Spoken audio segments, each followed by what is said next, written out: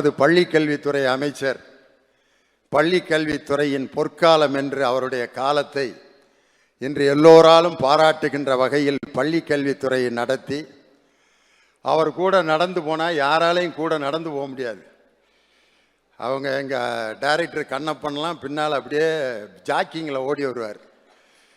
நானே நடக்க முடியாமல் மூச்சு வாங்கிட்டே பின்னாடி நடந்து போவேன்.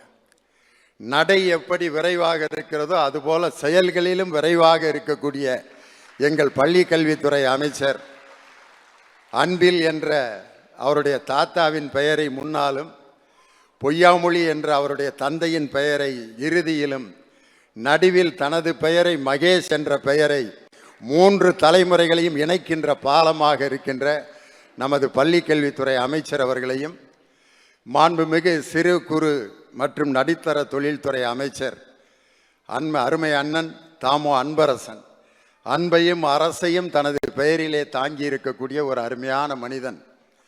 அவர் ஒரு தடவை என்னை பல்லாவரத்துக்கு ஒரு கூட்டத்துக்கு கூட்டு வந்திருந்தார். அப்போ மேடைக்கு ஒரு ஆள் பெரிய மாலையை கொண்டுட்டு வந்து, நான் தான் சிறப்பு பேச்சாளர், அதில் எனக்கு தான் போட போகிறானாக்குன்னு நான் கழுத்தை நீட்டினேன். அவர் மாலையை கொண்டு வந்து அண்ணன் அன்பரசன் அண்ணனுக்கு போட்டு, லியோனிக்கு போடுப்பா அப்படின்னாரு. சும்மா இருப்பா, நீ தானே எங்கள் அண்ணாத்த அப்படின்னாரு. அவர் அன்னைக்கு அமைச்சர்.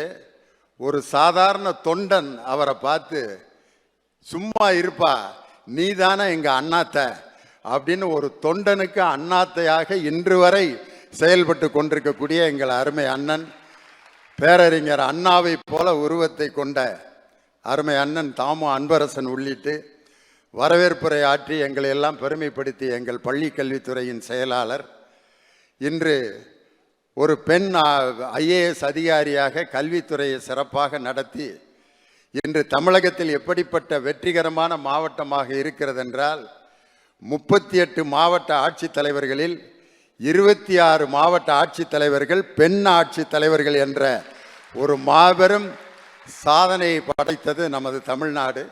அதுபோன்ற நமது பள்ளி கல்வித்துறையினுடைய செயலாளராக பணியாற்றி கொண்டிருக்கக்கூடிய அருமை சகோதரியார் மதுமதி IAS உள்ளிட்ட அனைத்து IAS அதிகாரிகளுக்கும், இந்த நிகழ்ச்சியை சிறப்பாக நடத்தி கொண்டிருக்கக்கூடிய இந்த வளாகத்தினுடைய வேந்தர் அருமை ஐயா அவர்களுக்கும், காஞ்சிபுரம் நாடாளுமன்ற உறுப்பினர், அவரை பார்த்தா MP மாதிரியே தெரியாது, ரொம்ப சாதாரண ஒரு டீ கடையில் கூட இன்னும் டீ குடிச்சிட்டு இருப்பார்.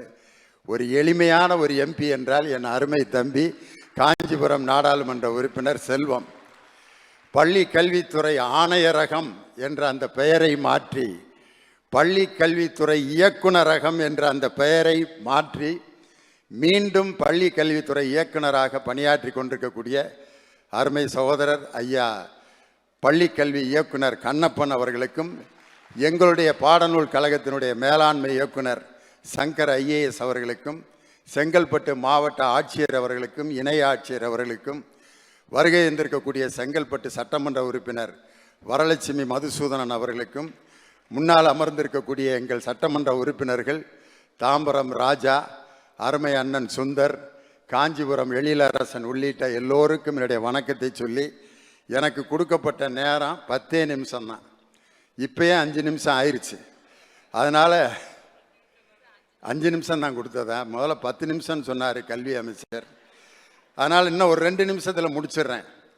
முத்தமிழறிஞர் டாக்டர் கலைஞர் அவர்கள் இந்த விழாவிற்கு வந்திருந்தால் எப்படி இந்த நிகழ்ச்சியை வாழ்த்தி பேசியிருப்பார்.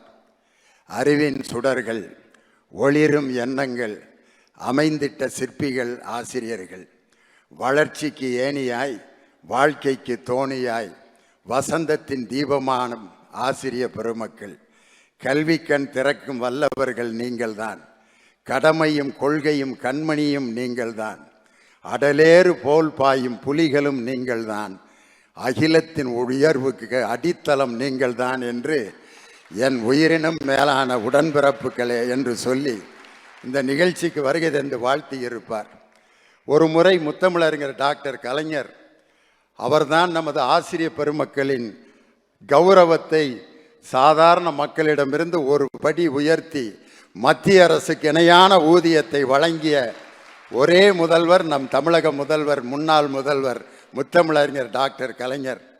அப்போல்லாம் வாத்தியார்களுக்கு பொண்ணு கூட கொடுக்க மாட்டாங்க. தலைவர் அந்த மத்திய அரசுக்கு இணையான ஊதியத்தை வழங்கிய பின் தான் ஆசிரியர்களுடைய கௌரவம் ஒருபடி மேலே உயர்ந்தது. அந்த கலைஞரிடம் ஒரு முறை ஆசிரியர் சங்கங்களின் பிரதிநிதிகள்லாம் போய் ஒரு கோரிக்கையை வச்சாங்க. அப்போ தலைவர் சொன்னார், எங்கள் கோரிக்கையை நீங்கள் நிறைவேற்றுவீங்களா தலைவரேன்னு அந்த சங்கத்தின் தலைவர் கேட்டார். அப்போ தலைவர் சொன்னார், நான் கோரிக்கையை நிறைவேற்ற தயாராக இருக்கிறேன் அப்படின்னா அந்த சங்க தலைவர், அழுகிற பிள்ளைக்கு பால் கொடுக்க வேணாமா தலைவரே, தாய் மாதிரி உங்களை நினச்சி வந்திருக்கோம் அப்படின்னோன்னா தலைவர் அதுக்கு ஒரு பதில் சொன்னார், அழுகிற பிள்ளைக்கு பால் கொடுக்கும் தாய் தான் நான். ஆனால் சில நேரத்தில் அழுகிற பிள்ளைக்கு கூட தாயால் பால் கொடுக்க முடியாது. அந்த தாய்க்கு காய்ச்சல் இருந்தால் அந்த காய்ச்சலான தாய் அழுகிற குழந்தைக்கு பால் தர முடியாது. அதனால் காய்ச்சல் நின்ற பின் இந்த குழந்தைக்கு நான் பால் தருகிறேன்னு அவர்கள் கோரிக்கையை நான் எப்போது நிறைவேற்றுவேன் என்பதை ரொம்ப அழகாக சொல்லி, இப்பொழுது தாய்க்கு டெங்கு ஃபீவர் வந்திருப்பதால் பல ஆண்டுகள் கூட அந்த தாயினுடைய உடல்நலம் குறைந்திருக்கும். ஆனால் உடல்நலம் சரியான பின் இந்த தாய் பால் நினைந்தூட்டும் தாயாக எப்பொழுதும் இருப்பாள்னு சொல்லி அந்த கோரிக்கையை கேட்டு வந்த ஆசிரியர்களின் மனதை குளிர்ச்சிப்படுத்திய தலைவர். பாதகம் செய்பவரை கண்டால் நாம் பயங்கொள்ளலாகாது பாப்பா, மோதி மிதித்து விடு பாப்பா, அவர் முகத்தில் உமிழ்ந்து விடு பாப்பா. அண்மை செய்திகளை உடனுக்குடன் தெரிந்து கொள்ள இணைந்திருங்கள் இயம்நாடு தொலைக்காட்சியுடன்.